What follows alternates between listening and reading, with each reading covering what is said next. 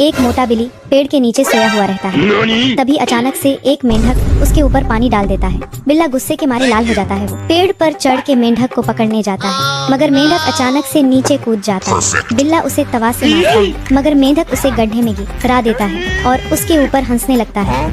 फिर मेंढक उसके सारे बाल काट देता है। बिल्ला बहुत गुस्सा हो जाता है। फिर वो अपने दोस्त शेरू को फोन करता है। शेरू गुस्से के मारे लाल हो जाता और भाग के बिल्ले के पास आता है।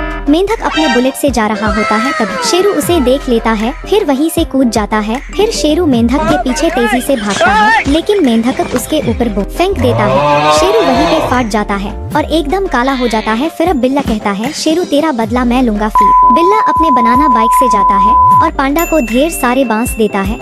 पांडा अपना मिसाइल लेके मेंढक के पास जाता है। मेंढक अपने घर आराम कर रहा होता है, तभी मिसाइल उसके ऊपर फाट जाता है। फिर बिल्ला उसके ऊपर बहुत हंसता है। Bye, have a great time.